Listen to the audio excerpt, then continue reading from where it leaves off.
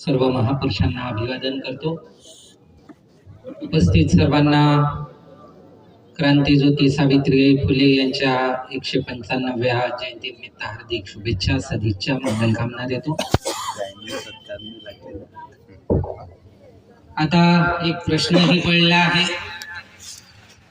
की सगळे थकलेही आहात आणि आयोजकांनी मला मगाशी सांगितलं की आपला कार्यक्रम 5 वाजेपर्यंत चालवायचा आहे आणि 5 वाजायला 5-7 मिनिटं बाकी आहेत। तर आता माझ्या हातात आहे निश्चित कार्यक्रमाचा अध्यक्ष आहे। एकीकडे मी हा विचार करू शकतो की तुम्ही थकले आहात दिवसभर ऐकून आणि तुमचा काही जास्त अंत पाहू नये म्हणून थोडक्यात निपटवून बसून जाऊ शकतो, सुट्टी देऊ शकतो, नाही का? ही माझ्या हातात आहे। आणि दुसरीकडे हा पण विचार करू शकतो की एकेकाळी या देशामध्ये कांशीराम साहेबांच्या माध्यमातून चळवळ चालली आणि त्या चळवळीमध्ये 10-10 आणि 15-15 दिवसाचे कॅडर कॅम्प घेण्यात आले, तर लोक 10-10, 15-15 दिवस बसून चळवळ ऐकत होते, डोक्यात रुजवत होते आणि अशा लोकांनी या देशात एक क्रांती घडवली। तर तोही विचार करून मी पुन्हा अर्धा पाऊण तास किंवा तासभर तुमच्यावर विचारांचा अजून मारा करू शकतो आणि तुम्ही ते विचार घेऊ, ते विचार डोक्यात रुजवू, पुन्हा मग आपण पुढे कामाला लागू शकतो। कारण हे काही अंत नाही, आपण म्हणू ही सुरुवात आहे आणि ही सुरुवात 12व्यामध्ये 3 वर्षापूर्वी झालेली आहे। 12व्यातली आपली जी काही टीम आहे बहुजन एकता मंचाची आणि त्या टीमच्या माध्यमातून जे काही कार्यक्रम घेतल्या जातात, आज आपण सावित्रीबाई फुलेंची जयंती घेतो आहे। सावित्रीबाई फुले आणि महात्मा ज्योतिबा फुल्यांच्या माध्यमातून चळवळीची सुरुवात झाली होती। सावित्रीबाई मुलींना शाळेमध्ये अ आ इ ई शिकवायला जायच्या, ती सुरुवात होती आणि तिचा शेवट आपण असं म्हणू शकतो की बाबासाहेब आंबेडकरांनी जी धम्म दीक्षा दिली 14 ऑक्टोबर 1956 ला, त्या चळवळीची सुरुवात तिथे की बहुनामक 6 डिसेंबर 1956 ला जेव्हापर्यंत बाबासाहेब आंबेडकर जिवंत होते तिथे त्या चळवळीचा शेवट झाला। आधुनिक काळात जी चळवळ सुरू झाली तिचा शेवट 6 डिसेंबर 1956 ला झालेला आपल्याला पाहायला मिळतो। आता अश्विनी ताईने सांगितलं, माझ्यापूर्वी रामटेके सरांनी सांगितलं, ॲडव्होकेट रामटेके सरांनी सांगितलं, खान सरांनी सांगितलं, सगळेचे सगळे चळवळीचे लोक आणि चळवळीचे लोक जेव्हा कुठलेही असले ते बोलायला उठतात आणि जे काही बोलतात तर लाईन बरोबर सगळ्यांची मॅच होते। चळवळीच्या लोकांची लाईन बरोबर मॅच होताना आपण पाहतो। त्यांच्यामध्ये जास्त मतभेद असत नाही, एखाद दुसरा मुद्दा सोडून द्या, एखाद दुसऱ्या मुद्द्यामध्ये मतभेद असू शकतात, पण बाकीची लाईन बरोबर मॅच होताना आपल्याला पाहायला मिळते। आपण पाहतो की सुरुवात महात्मा ज्योतिबा फुल्यांनी केली, सावित्रीबाईंनी केली आणि ही जी सुरुवात केली, शिक्षणाची सुरुवात केली 1 जानेवारी 1848 ला, शाळा काढली। थोडीशी पार्श्वभूमी अश्विनी ताईंनी तशी सांगितली, पण ही पार्श्वभूमी आपण विसरता कामा नये म्हणून वारंवार सांगितली पाहिजे की पार्श्वभूमी काय आहे, समस्या कुठून उत्पन्न होते आणि मग त्या समस्येचं समाधान म्हणून मग फुले दाम्पत्य येते, शाहू महाराज येतात, बाबासाहेब येतात, गाडगे बाबा येतात, अण्णाभाऊ साठे येतात आणि एवढंच नाही तर देशभरातले 100हून अधिक महापुरुष या चळवळीमध्ये सोल्युशन आणून येतात। पण समस्या मात्र तीच आहे आणि ती समस्या हल्लीच्या स्थितीमध्ये बोकाळत चालली। म्हणून समस्येचा मूळ समजून घेणं गरजेचं आहे की समस्या कुठून उत्पन्न होते। समस्या उत्पन्न होते वर्ण व्यवस्थेतून, जाती व्यवस्थेतून। आज आपण म्हणतो आम्हाला शिक्षण मिळत नाही, आज आपण सांगतो महाराष्ट्रामध्ये 65,000 शाळा बंद झालेल्या आहेत म्हणून पुन्हा एका दिशेने वाटचाल सुरू आहे विषमतावादी मनुवादी लोकांची। ती दिशा कोणती? तर पुन्हा बहुजन समाजाला शिक्षण नाकारावं. शिक्षण नाकारलं म्हणजे बैल बुद्धीचे लोक तयार होतात आणि बैल बुद्धीच्या लोकांना ठोकून पिटून तुतारी मारून शिव्या देऊन हवं ते काम करून घेता येते बैलांकडून, आपल्याला माहित आहे. तर पुन्हा या देशामध्ये बहुजन समाजाला बैल समाज बनवण्याकरिता काम सुरू आहे. आता हजारो वर्ष हे काम. प्राचीन काळात या समस्येच्या विरुद्ध पहिला आवाज बुद्धांनी उचलला. बुद्धाच्या चळवळीला ही फार सीमित करून ठेवण्याचं षडयंत्र या देशामध्ये झालं कालांतराने प्रतिक्रांतीच्या नंतर. पण बुद्धाची चळवळ खूप व्यापक होती.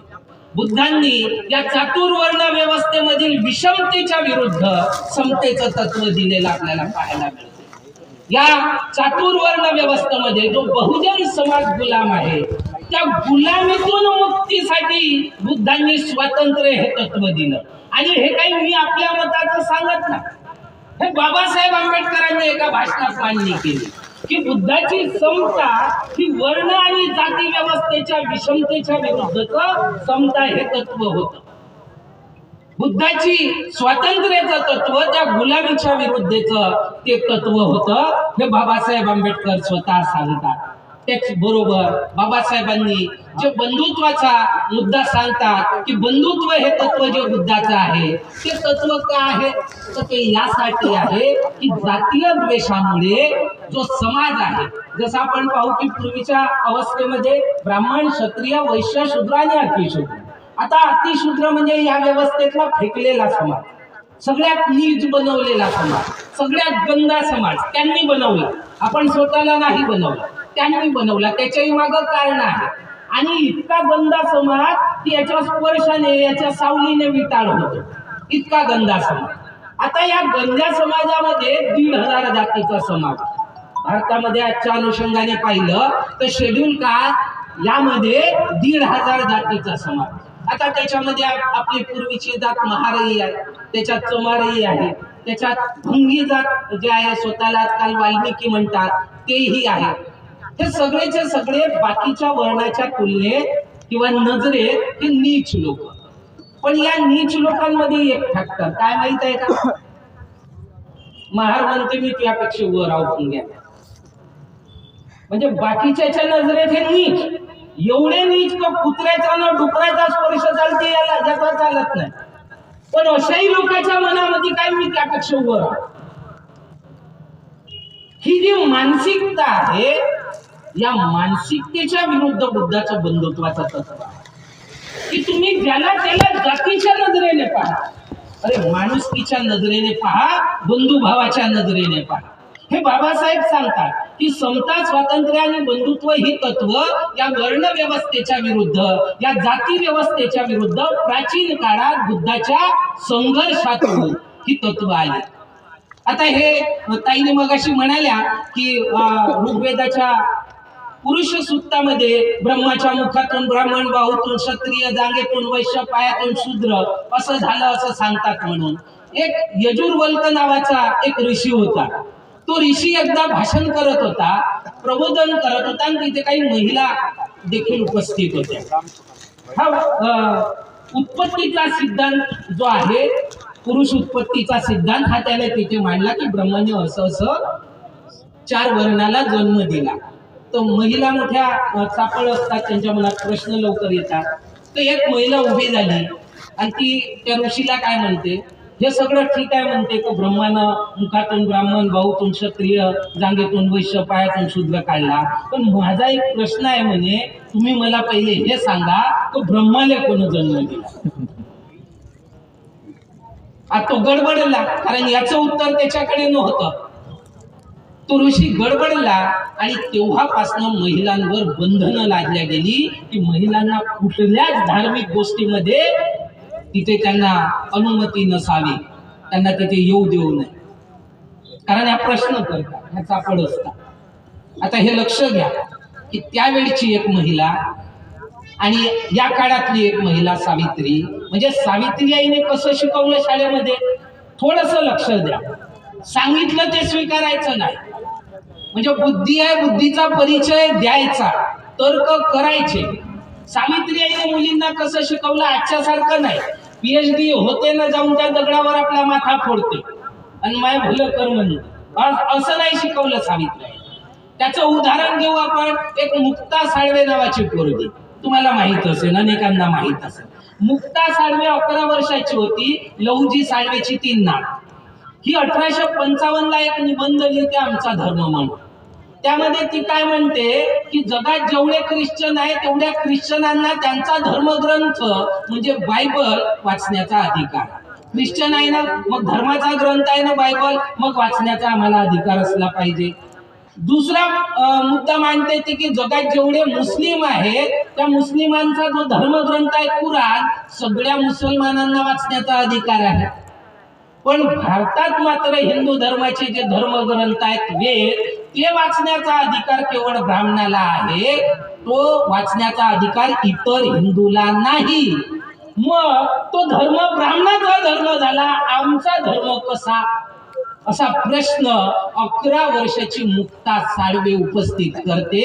ही गोष्ट सावित्रीबाई शाळेत काय शिकवत असेल हे आपण इथून उदाहरण म्हणून लक्षात घेऊ शकतो. हल्ली आपली स्थिती कशी आहे, एक उदाहरण सांगतो.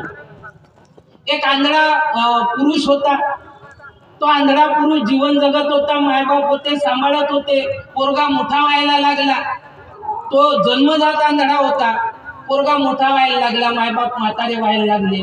त्याला वाटलं की आमच्या नंतर याचं कसं, आता मोठाही होऊन राहिला, लग्न करून द्याव का. लग्नासाठी मुलगी शोधतात, मुलगी काही डोळ्यात मुलगी मिळत नाही. शेवटी एक आंधळी मुलगी मिळते, तर एका आंधळ्या मुलीशी लग्न लावून देतात.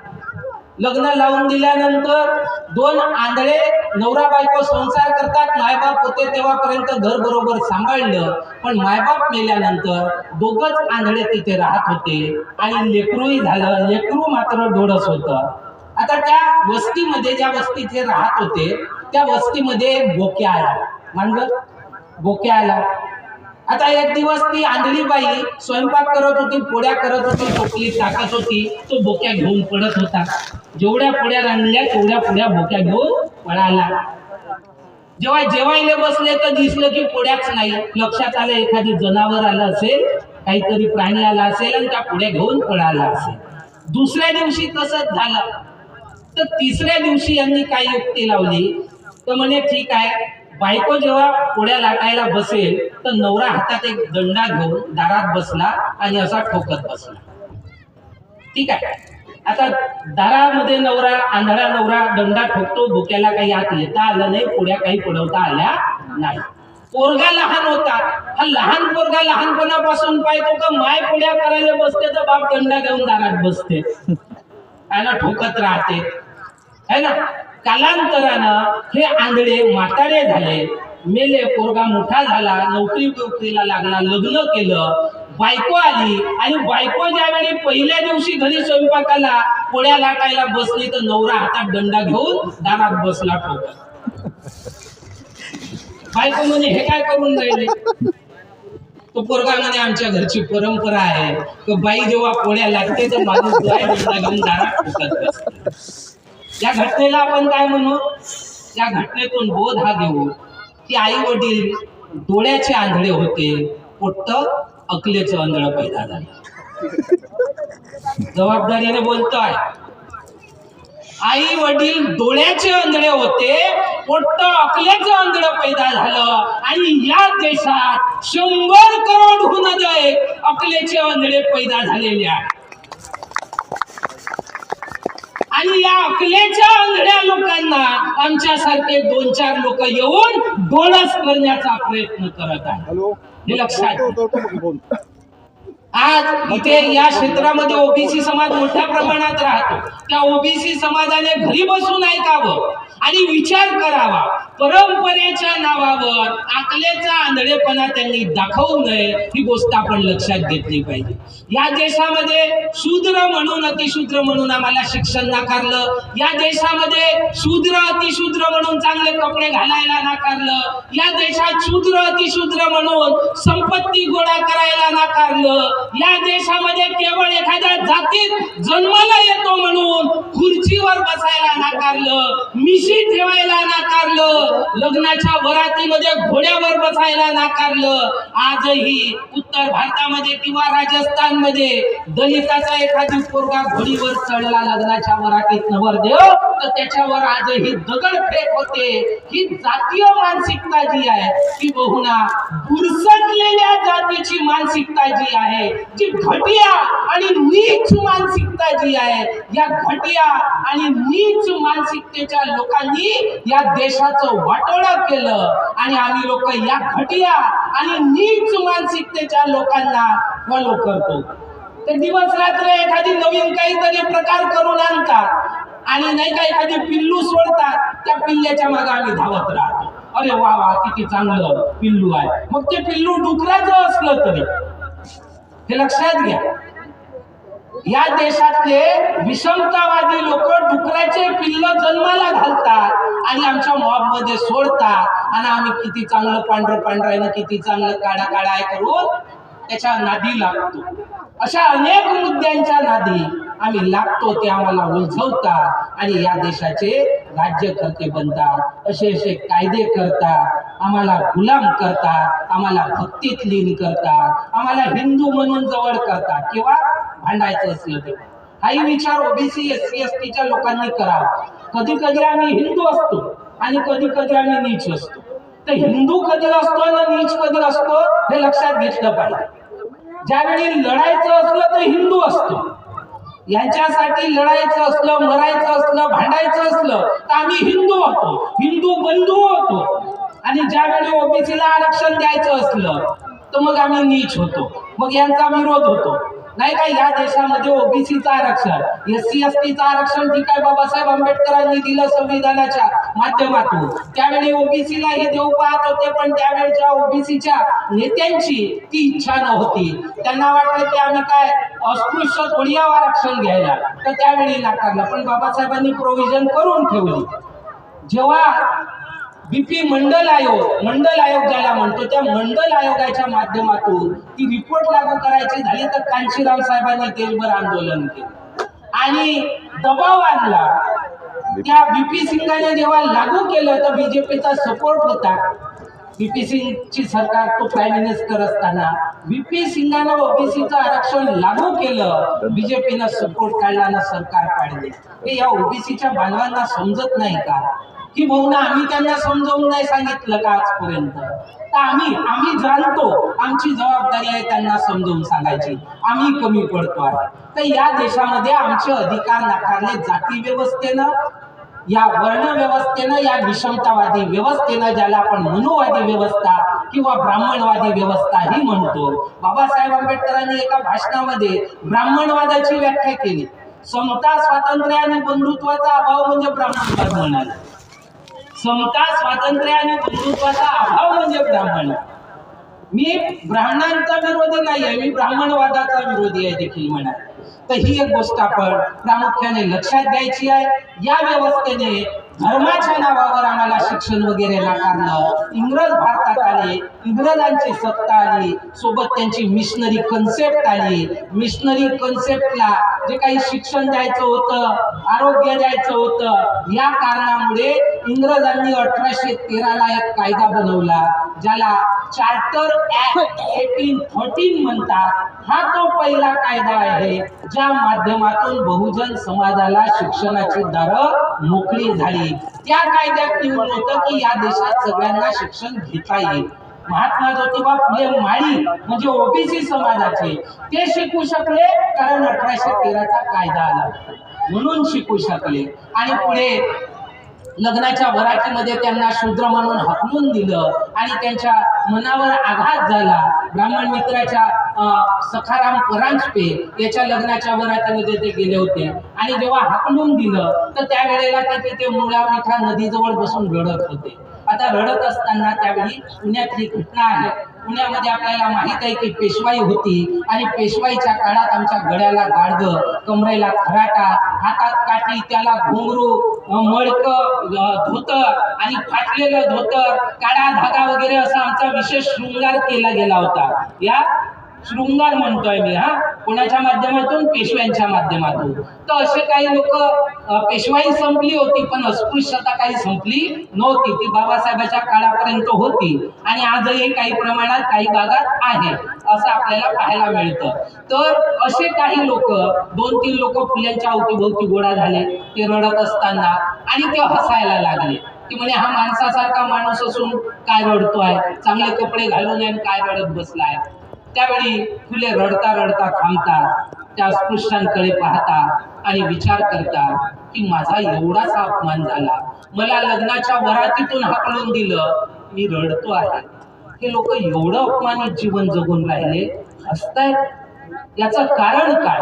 या कारणाचा शोध घेतात आणि त्यांना कळतं की मी शाळेत गेलो, माझ्या थोडासा बुद्धीचा विकास झाला म्हणून मला मान सन्मान अपमान कशाला म्हणतात हे कळतं. यांच्या बुद्धीचा जरासाही विकास झाला नाही आणि म्हणून एवढं अपमानित जीवन जगून देखील हसतायत. आणि मग फुल्यांना चीड येते. चीड याची नाहीये की त्यांना लग्नाच्या वरातीतून त्या काही लोकांनी हाकलून दिलं, त्या लोकांची चीड नाहीये, त्या व्यवस्थेची चीड येते. जी व्यवस्था शूद्र म्हणून कोणाला अपमानित करते, जी व्यवस्था अस्पृश्य म्हणून कोणाला जनावरापेक्षा नीच दर्जाचं जीवन जगण्यासाठी बाध्य करते. आणि मग फुले तिथे शपथ घेतात की जी व्यवस्था माणसाला माणूस म्हणून जगू देत नाही ती व्यवस्था बदलली पाहिजे. आणि तो विळा उचलून मग महात्मा फुले कामाला लागतात. ही 1844 ची घटना.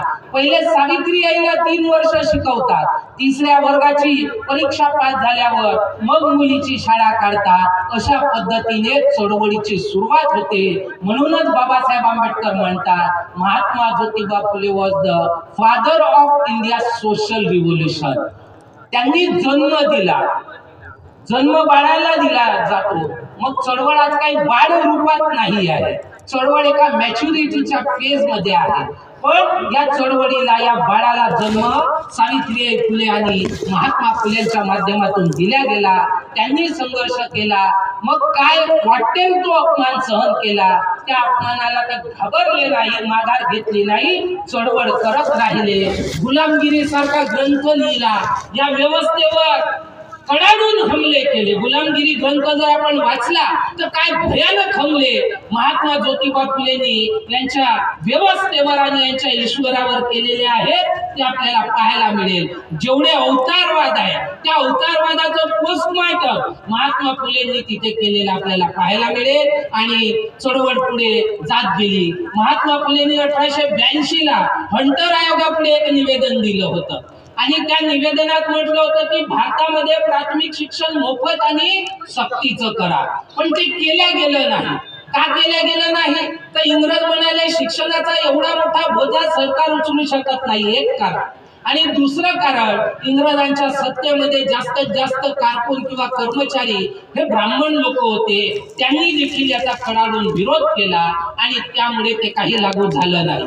घटना 1882 ची. पण एखादी गोष्ट किती वर्ष आणि कशा पद्धतीने रेटून धरायची ही महापुरुषापासून शिकायची. आपली अक्कल नाही लावायची, कारण आम्हाला कमी आहे आणि आपल्याला वाटते आम्हाला खूप आहे. आणि मग चळवळ भडकटत जाते इकडे तिकडे इकडे तिकडे. महात्मा फुल्याचा मुद्दा शाहू महाराजांनी उचलून धरला. 1913 ला त्यांनी आपल्या राज्यामध्ये एक अध्यादेश काढला, गाव तिथे शाळा म्हणून. प्रत्येक गावात, कोल्हापुराच्या प्रत्येक गावात शाळेची इमारत उभारण्यात आली. आणि 25 जुलै 1917 ला त्यांनी अध्यादेश काढला की कोल्हापूर राज्यामध्ये प्राथमिक शिक्षण मोफत आणि सक्तीचं केलं जातं. एकदम मोफत, सगळ्यांना फुकट मिळेल आणि सक्ती केल्या जाईल. जे मायबाप मुलाला मुलीला शाळेत धाडणार नाही त्यांच्यावर दंड आकारला जाईल. त्यावेळी 1 रुपया दंड ठेवला गेला. जेव्हा आण्यात व्यवहार चालत होता त्यावेळचा 1 रुपया म्हणजे मोठी अमाऊंट आहे. म्हणजे 1882 चा मुद्दा शाहू महाराज 1917 ला पूर्ण करतात. बरं, मुद्दा इथेच संपत नाही. बाबासाहेब आंबेडकरांनी संविधान लिहिलं. संविधानामध्ये पार्ट 4 लिहिला, directive principles of state policy. मार्गदर्शक तत्वे म्हणतो आपण. राज्याने राज्य कसं करावं किंवा सरकारने सरकार कशी चालवावी त्याचं मार्गदर्शन करणारे मुद्दे तिथे घातले. त्यामध्ये एक मुद्दा घातला होता बाबासाहेब आंबेडकरांनी. पुन्हा 1882 चा मुद्दा, 1917 शाहू महाराजांनी त्या मुद्द्याला हात लावला आणि बाबासाहेब आंबेडकरांनी संविधानामध्ये त्याला संविधानबद्ध केलं आणि लिहिलं की हे संविधान लागू झाल्यापासून 10 वर्षाच्या आत प्राथमिक शिक्षण मोफत आणि सक्तीचं करावं. हे संविधानात लिहिलं होतं. वय वर्ष 6 ते वय वर्ष 14 पर्यंतचं शिक्षण मोफत आणि सक्तीचं करावं. कधी व्हायला पाहिजे होतं? 10 वर्षात व्हायला पाहिजे. म्हणजे 1950 ला संविधान लागू झालं. कधी व्हायला पाहिजे होतं प्राथमिक शिक्षण मोफत आणि सक्तीचं? 60 पर्यंत 1960 ला व्हायला पाहिजे होतं. सरकार कोणाची होती देशात? काँग्रेसची. झालं का? प्राथमिक शिक्षण मोफत आणि सक्तीचं भारतात झालं. आणि ते करायचं असेल तर नुसतं बोलबच्चन नाही. शाहू महाराजांसारखं प्रत्येक गावात पहिले शाळा काढा, शाळा उभारा, तिथे कर्मचारी शिक्षक नेमा आणि मग घोषणा करा. यांनी त्या मुद्द्याला हात लावला नाही. त्या मुद्द्याला हात लावला 2002 मध्ये. भारतीय संविधानामध्ये एक अमेंडमेंट करण्यात आलं आणि ते डीपीएसपी मधून काढून फंडामेंटल राईट मध्ये आर्टिकल 21 इन्सर्ट करण्यात आला, राईट टू एज्युकेशन, शिक्षणाचा अधिकार म्हणून.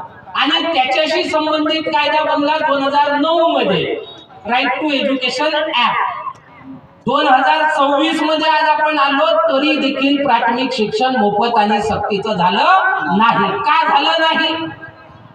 कालपर्यंत काँग्रेसचं सरकार होतं तरी झालं नाही. आज भारतीय जनता पक्षाचं सरकार आहे तरी झालं नाही. का झालं नाही?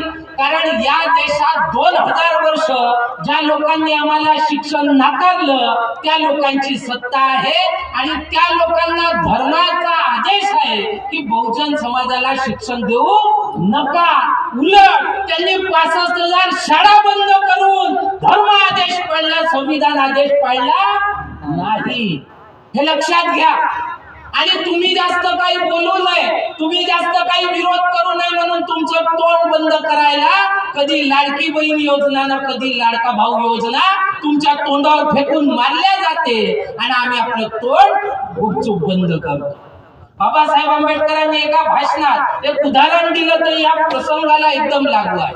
बाबासाहेब म्हणाले की एक राज्य होतं म्हणे, त्या राज्यात सगळे लोक कष्टकरी होते, मेहनत करत होते, मेहनत करून खात होते. त्या राज्याचा राजा बदलला, एका दिलदार राजाचं राज्य त्या राज्यात आलं.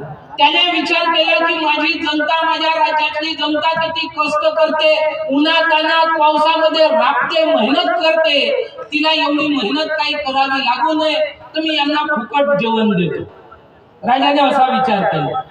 म्हणजे मग यांना उन्हातान्हात शेतात बितात राबायची गरज पडणार नाही. राजाने फुकट 2 वेळचं जेवण द्यायला सुरुवात केली.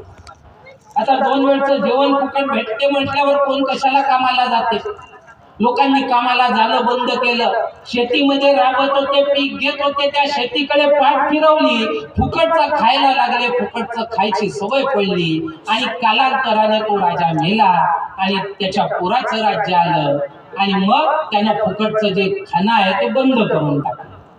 आता फुकटचं खाणं एकाएकी बंद झालं, मेहनत करायची सवय गेली, जमिनीकडे पाहिलं तर तिथे झाडी झुडपे आल्या, तर तिथे काही शेती सहजासहजी होऊ शकत नव्हती. पण त्याही पलीकडे या गावकऱ्यांच्या शेतजमिनी त्यांनी बळकावून टाकल्या सावकारांनी. आणि ते लोक म्हणे माझ्याकडे आले. आता ही घटना म्हणून बाबासाहेबांनी सांगितली, उदाहरण म्हणून नाही. तर ते लोक माझ्याकडे आल्याने म्हणाले की आमच्या शेतजमिनी आम्हाला मिळवून द्या. बाबासाहेब म्हणाले की कायदा बदलला होता, 1965च्या पूर्वीच्या ही घटना होती, त्याच्यानंतर मला काही करता येत नव्हतं. तर या लोकांनी फुकट खाण्याच्या चक्करमध्ये जमिनी गमावून बसले. तर तसंच फुकट खायची सवय आपल्याला जर लागली तर स्वाभिमान गमावून बसू की काय, अशी अवस्था येऊ नये. म्हणजे भिकारी समजून भीक दिल्या जात आहे आणि भिकाऱ्यांमध्ये स्वाभिमान नसतो. आमचे महापुरुष आम्हाला सांगतात की उपाशी तापाशी राहा पण स्वाभिमानाने जगा. याचं हे उदाहरण बाबासाहेब आंबेडकर 15 ऑक्टोबर 1956 ला धम्मदीक्षेच्या दुसऱ्या दिवशी धम्मदीक्षेशी संबंधित जे भाषण देतात दीक्षाभूमीवर, त्या भाषणामध्ये सांगतात. म्हणतात आमच्या मुंबईमध्ये व्यभिचारी महिलांची एक वस्ती आहे. त्या व्यभिचार करून पैसा कमवतात आणि रोज सकाळी बाजूच्या हॉटेलमध्ये आवाज देतात की अरे सुलेमान जरा कीमा और पाव की प्लेट तो लेकर आना. सुलेमान ते घेऊन येतो. ह्या कीमा पाव आणि ब्रेड खातात. आमच्या महिलांना साधी चटणी भाकरही नशिबी पडत नाही, पण त्या स्वाभिमानाने जगतात. काय उदाहरण देतात बाबासाहेब की नफ्यासाठी लाचारी पत्करू नका, स्वाभिमानाने जगा आणि उपाशी मराची पाळी आली तरी मरा, पण स्वाभिमान सोडू नका. हेच तर आमच्या महापुरुषांनी हयातभर केलं ना. हेच तर केलं ना. हक्क अधिकार माणुसकी मिळवण्यासाठी झटले ना फुले दाम्पत्य. शाहू महाराजांनी आरक्षण दिलं. शाहू महाराजांनी 26 जुलै 1902 ला आरक्षण दिलं. प्राथमिक शिक्षण मोफत सक्तीचं केलं. बाबासाहेबांची लिडरशिप पुढे आणण्यामध्ये शाहू महाराजांचा खूप मोठा रोल आहे, जे त्यांनी माणगाव परिषदेमध्ये त्यांना अध्यक्ष बनवून पुढे आणलं. हे सगळं आपल्याला माहित आहे. तर चळवळ फुल्यांपासून जरी सुरू झाली तरी त्याची व्यापकता वाढत गेली. आपली चळवळ एक तर डायनॅमिक आहे, हे एक समजून घ्यावं. आपली चळवळ या देशातील जातीवादाच्या विरुद्ध आहे, हे एक समजून घ्यावं आणि याला नियमच बनवावा. म्हणून कुठल्याही भूलथापांना कुठल्याही मुद्द्यांना बळी पडू नये. आपल्या देशामध्ये खरी चळवळ जी आहे ती मुद्द्यांवर आधारित नाही, इश्यू बेस्ड आपली मुवमेंट नाही, आयडिओलॉजी बेस्ड आपली मुवमेंट आहे. आणि त्यांची आयडिओलॉजी विषमतावादावर आधारित आहे, आमची आयडिओलॉजी समतावादावर आधारित आहे. ही गोष्ट एक आपण समजून घ्यावं. बाबासाहेब आंबेडकर 24 सप्टेंबर 1944 ला मद्रासला म्हणाले, Indian history is nothing but struggle between Buddhism and Brahminism. भारताचा इतिहास दुसरं तिसरं काही नसून बुद्धवाद आणि ब्राह्मणवाद या दोघांतील संघर्ष आहे. क्रांती आणि प्रतिक्रांतीमध्ये ते म्हणाले mortal conflict between Buddhism and Brahminism, म्हणजे मरेपर्यंतचा संघर्ष आहे बुद्धवाद आणि ब्राह्मणवाद यातील. आणि त्या 44च्या भाषणामध्ये बाबासाहेब म्हणतात की भांडणाचं कारण काय आहे, मुद्दा काय आहे. तर भांडणाचं कारण सांगतात की सत्य काय आहे, हे भांडणाचं कारण आहे ब्राह्मणवाद आणि बुद्धवादात. मग ब्राह्मणवादाच्या सत्याची व्याख्या काय की वेदात जे काही लिहून आहे ते सत्य. बाबासाहेब तिथे नमूद करतात की शंकराचार्याचा जो सिद्धांत आहे ब्रह्मा सत्यम जगन मिथ्या, त्याचाही उल्लेख करतात ते बाबासाहेब तिथे. आणि मग बुद्धाची जेव्हा सत्याची व्याख्या करतात तर ते म्हणतात बुद्धाची सत्याची व्याख्या इंद्रियांवर तपासून जे पाहता येईल ते सत्य. अशा पद्धतीने या देशात संघर्ष बुद्धिझम आणि ब्राह्मणिझमचा संघर्ष सत्यासाठी. आता सत्यासाठी प्राचीन काळात बुद्धांनी चळवळ चालवली आणि आधुनिक काळात जेव्हा फुल्यांनी चळवळ सुरू केली, संघटन बनवलं, नाव काय दिलं? सत्यशोधक समाज. फुल्यांच्या संघटनेचं नाव काय होतं? सत्यशोधक समाज. सत्यशोधक समाज. म्हणजे बुद्धाची सत्याची चळवळ आणि फुल्यांची सत्याची चळवळ सेम आहे ना, लाईन सेम आहे. 2500 वर्ष निघून गेले तरी मुद्दे आउटडेटेड झाले नाही. का? कारण संघर्ष विचारधारेचा आहे, मुद्द्याचा नाही. विचारधारेच्या आधारावर अधिकार नाकारले गेले, विचारधारेच्या आधारावर आम्हाला नीच बनवल्या गेलं. ही बाब कधीही विसरता कामा नये. आज रामराज्याची गोष्ट केली जाते. रामचरितमानस नावाचा तुलसीदासनं संस्कृतमध्ये रामायण लिहिलेला आहे. त्यामध्ये एक श्लोक आहे, पूजीय विप्रशील गुणहीना. विप्र म्हणजे पुन्हा ब्राह्मणाचं एक ना, ब्राह्मणाचं नाव आलं तसंच विप्र तसंच ब्राह्मण. तर त्याच्यामध्ये श्लोक काय आहे, पूजीय विप्रशील गुणहीना. म्हणजे विप्र किंवा ब्राह्मण हा शील गुणहीन असला तरी पूजनीय आहे. शूद्र न गुणगान ज्ञान प्रवीण. शूद्र कितीही ज्ञानी असला तरी त्याचं गुणगान गाऊ. पूजीय विप्र शील गुणहीना, शूद्र न गुणगान ज्ञान प्रवीणा. सापत ताडत पुरुष कहता, विप्र पूज्य गाव असं संता. म्हणजे ज्या गावामध्ये विप्रला पूजल्या जाते ते गाव संतांचं गाव आहे असं त्या श्लोकात म्हटलं. आणि त्याच श्लोकात पुढे म्हटलं गेलेलं आहे, घोर गवार शूद्र पशुनारी यह सब ताडणते अधिकारी. आता ताडणते म्हणजे काय? ताडणं म्हणजे काय? तर मारण्याचे, पिटण्याचे. कोण कोण? ढोल पिटल्याशिवाय वाजत नाही, पण ढोल बरोबर अजून कोणाला पटत आहे? गवार, शूद्र, पशु आणि नारी. रामायणात लिहून आहे, रामचरित मानस तुलसीदास लिखित, वाल्मिकी लिखित रामायणात नाही, त्याचा अपडेटेड वर्जन. ढोल गवार शूद्र पशु नारी सब ताडन की अधिकार. आणि आम्हाला तसं रामराज्य पाहिजे असं जर आम्ही म्हणत असू, महिला म्हणत असतील, शूद्र म्हणजे आजचे ओबीसी म्हणत असतील, तर आम्हाला येऊन झोडपा, असं राज्य आम्हाला पाहिजे, असंच म्हणणं झालं ना ते, आहे की नाही? म्हणजे या व्यवस्थेत ब्राह्मण क्षत्रिय वैश्य शूद्र अतिशूद्र एक नारा लावला जातो, गर्व से कहो हम अमुक दमुक आहे. आता हा गर्व करतो तर समजायला येते, याला सगळं वर्चस्व मिळालं, मान सन्मान मिळाला, पैसा मिळाला. हा गर्व करते तर याचंही समजायला येते, याला राजपाट जमीनदारी मिळाली.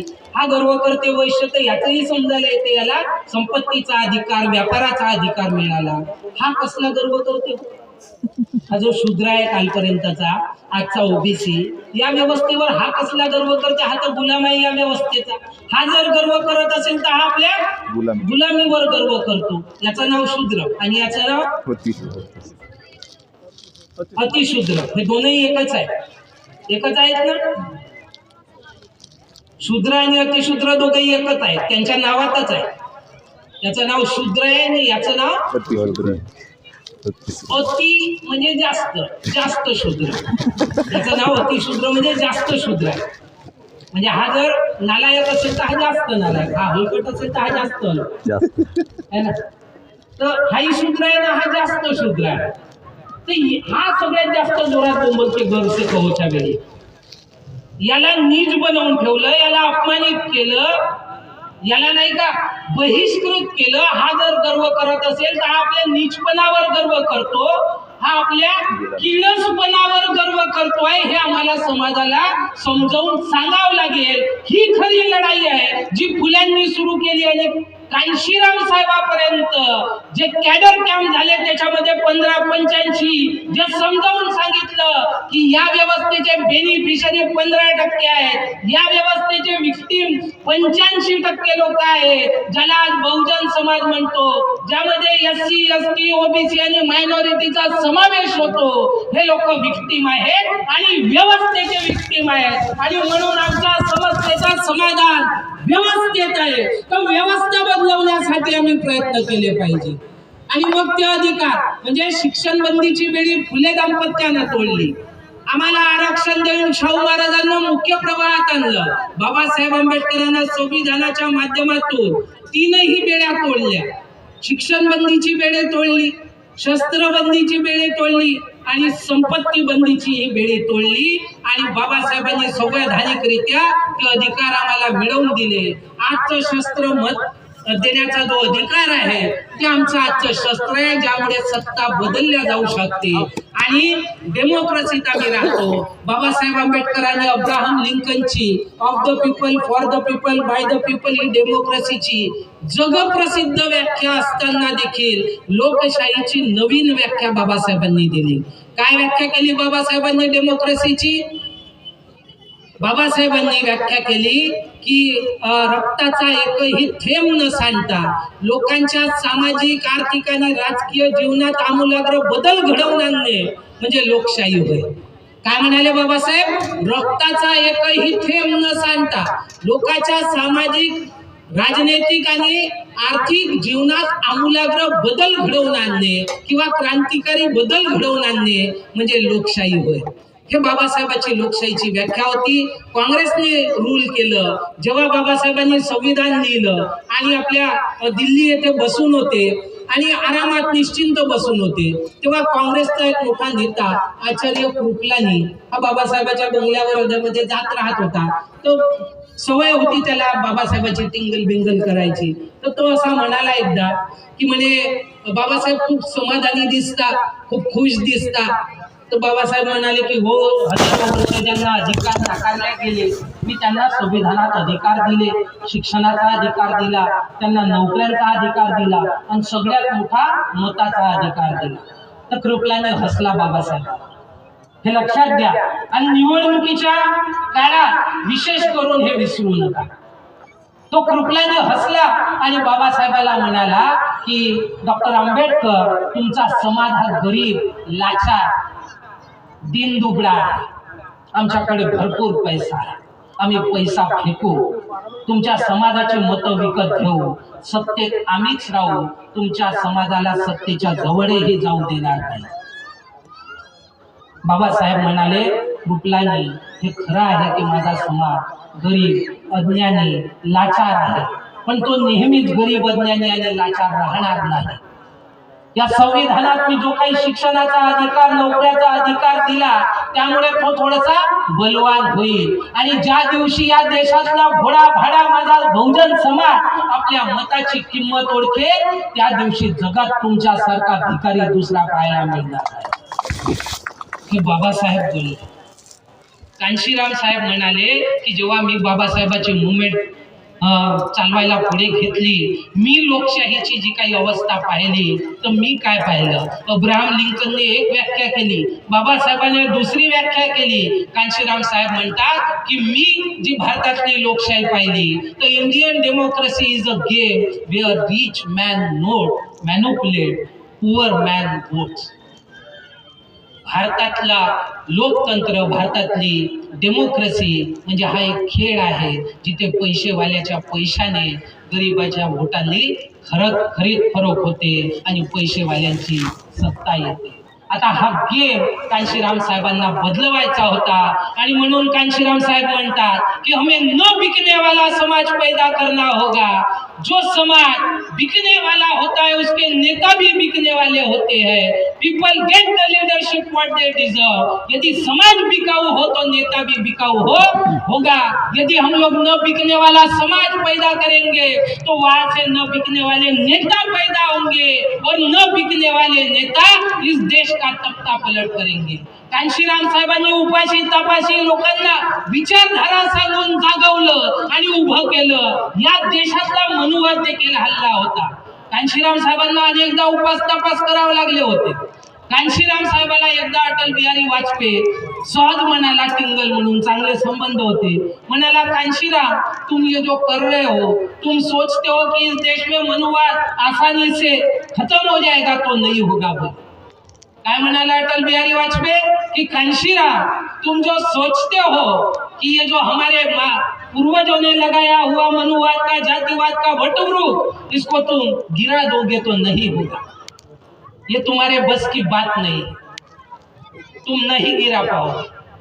कांशीराम साहेब अटल बिहारी वाजपेयीला काय उत्तर देतात? अटल बिहारीला म्हणतात की अटल बिहारी, मैं कांशीराम अपने हयात में ही तुम्हारे पुरखों द्वारा लगाया गया ये जातिवाद का, मनोवाद का वटवृक्ष हिला हिला के इतना कमजोर कर दूंगा कि मेरे बाद मेरा छोटा सा बच्चा आकर उसे लात मारकर गिरा देगा. कांशीराम साहेबांना इतका विश्वास होता. आज आपण म्हणू शकतो, स्वतःला बाबासाहेब आंबेडकरांचे मुलं म्हणणारे, मुली म्हणणारे नारा देऊ शकतो, मनातून देऊ शकतो, ताकदीतून देऊ शकतो कि बाबासाहेब के बब्बर शेरो मनुवाद की जड़े उखाडो, म्हणू शकतो. पण आम्हाला आपलं लक्ष एकाच कामाकडे कॉन्सन्ट्रेट करावं लागेल. जे कोणी मुद्द्यावर बहकवतात, हा मुद्दा आणतात, तो मुद्दा आणतात, त्या मुद्द्यांमध्ये नाही अडकावं लागेल, तेव्हा कुठे हे करू शकतो. जेव्हा कांशीराम साहेब फुले शाहू आंबेडकर घेऊन निघाले, महाराष्ट्रात सांगत होते, नेत्यांना सांगत होते, तर इथले विद्वान नेते आणि विद्वान मंडळी कांशीराम साहेबाला काय म्हणत होती माहित आहे? नहीं, फुले शाहू आंबेडकर की विचारधारा तो चांगली है लेकिन कामयाब होऊ शकत नाही. म्हणजे एवढं म्हणत होते, होऊ शकत नहीं की लहर महाराष्ट्र में बच्चा बच्चा बोलता था. कांशीराम साहेब म्हणतात, तो मैं फुले शाहू आंबेडकर को लेकर उत्तर भारत गए. उत्तर भारत के लोगों ने देखा कोई कांशीराम आया है, दो फेटे वाले और एक टाई वाले बाबा को लाया. तो वो मुझसे पूछने लगे कि भाई ये कौन है? ये टाई वाले बाबा को तो हम पहचानते हैं, इसके बारे में तो हमें जानकारी है, कारण तिकडे तो चमाराचा एक चमचा होता दलाल, जगजीवन राम, त्यानं बाबासाहेबाची खूप बदनामी केली होती का हे अंग्रेजों के हस्तक है म्हणून. तो हम तो इनके बारे में जानते हैं कि ये तो अंग्रेजों के हस्तक थे बहुत बड़े. मग कांशीराम साहेब फुले सांगतात, ये महात्मा ज्योतिबा फुले, इन्होंने 1848 में स्कूल की मूवमेंट शुरू की. ये शाहू महाराज है, इन्होंने 1902 में रिजर्वेशन की मूवमेंट शुरू की. ये बाबा साहब आम्बेडकर है, भारत भरे में दलित आदिवासी ओबीसी के लोग बच्चे यदि आज मान सम्मान और अच्छा जीवन जीते तो इनके वजह से जीते. तो उत्तर भारतातले लोक म्हणायला लागले, अच्छा ऐसा था, ये फुले ये शाहू ने इतना बड़ा काम किया, ये तो बड़ी अच्छी कहानी है, हमें तो पता ही नहीं. तो मैं उनको कहने लगा कि भाई कहानी तो अच्छी है लेकिन अधूरी है. क्या म्हणतात का कांशीराम साहेब, फुले शाहू आंबेडकर की कहानी आपको अच्छी लगी, ये कहानी तो अच्छी है लेकिन अधूरी है. जिनकी ये कहानी है आज वो जिंदा नहीं, लेकिन हम तो जिंदा है. उनकी कहानी से जिनको फायदा पहुंचा है, हम तो जिंदा है. तो हमारी ये जिम्मेदारी बनती है कि फुले शाहू आंबेडकर की कहानी को पूरा करें. बाबा साहब से आंबेडकर से कारवा को उसकी मंजिल तक लेकर जाए, यह हमारी जिम्मेदारी बनती है. तो उत्तर भारत के चमारों ने मेरी बात को सुना और वह मेरा साथ देने लगे. आणि आपल्याला माहित आहे की एकदा नाही दोनदा नाही तीनदा कांशीराम साहेबाच्या हयातीत मनुवादाचा गड जिथे रामाचा जन्म झाला म्हणतात, जिथे कृष्णाचा जन्म झाला म्हणतात, त्या उत्तर प्रदेशमध्ये तीनदा सरकार बनवली आणि आंबेडकरवाद आणि बुद्धवादाची संस्कृती निर्माण करण्याचं काम उत्तर भारतामध्ये मोठ्या प्रमाणात करण्यात आलं. आणि साहेब गेल्यावर चौथ्यांदा झालं. त्याच दिशेने आम्हाला चालावं लागेल. त्या काकाने मगाशी विचारलं की आम्हाला नेमकं करायचं काय आहे. आम्हाला हे करायचं आहे, आम्हाला लोकांना जागवायचं आहे, लोकांना आम्हाला विचारधारेच्या आधारावर बांधून ठेवायचं आहे, संख्येच्या आधारावर चळवळ मोठी करायची आहे. या देशातील ब्राह्मणवादाला, या देशातील गांधीवादाला, या देशातील गोलवलकरवादाला चॅलेंज द्यायचं आहे. आणि ज्यांच्यात ताकद असते ते लढाई लढू शकतात. आम्ही फुले शाहू आंबेडकर कांशीरामची औलाद असू तर खरी लढाई लढू, नाही तर मग नाही का मिश्रित असू. कारण हाय भंडाऱ्यामध्ये होते मिश्रित. मगाशी रामटेके सरांनी उल्लेख केला हरिजन, एक तो बोरकरच होता, हे बोरकर नाही, हे तर आपले चळवळीचे खंदे कार्यकर्ते आहेत. पण तो एक डाग लागलाच ना, तो एक बोरकर होताच भाऊराव. याच भंडाऱ्यात बाबासाहेबाला हरवण्याचं काम झालेलं आहे. असो, आपण लोक बाबासाहेबाची खरी औलाद आहोत. आपण न विकनेवाले आहोत. आपण विचारधाराशी कमिटेड आहोत. आणि ज्या पद्धतीने फुलेंनी चळवळ सुरू केली, मरेपर्यंत चळवळीचं काम करत राहिले. शाहूंनी चळवळ सुरू केली, मरेपर्यंत चळवळीचं काम करत राहिले. बाबासाहेब आंबेडकरांनी 40 वर्ष चळवळ चालवली. ज्या दिवशी ते आपल्यातून निघून गेले, महापरिनिर्वाण झालं, त्याही रात्री त्यांच्या टेबलवर बुद्ध आणि धम्माची प्रस्तावना, त्यावर ते काम करत होते. कांशीराम साहेब देखील बिमार पडेपर्यंत, ब्रेन हॅमरेज होईपर्यंत काम करत राहिले. आपण देखील त्यांचे औलाद आहोत. आपण देखील हे काम करत राहू. या कामाला संपू देणार नाही. या कामाला संपवण्यासाठी अनेक पद्धतीने या देशातले बीजेपीचे लोक, कालपर्यंत काँग्रेसचे लोक आणि सगळे मिळून मनोवादी लोक या देशात आमचे अधिकार नाकारतात. आम्हाला खोटं सांगतात, खोटा इतिहास सांगतात आणि खोटा इतिहास शिकवतात. आम्ही खरा इतिहास उकरून काढू, जसा कांशीराम साहेबांनी काढला. त्या इतिहासातून प्रेरणा घेऊ आणि त्या इतिहासातून प्रेरणा घेऊन आम्ही त्या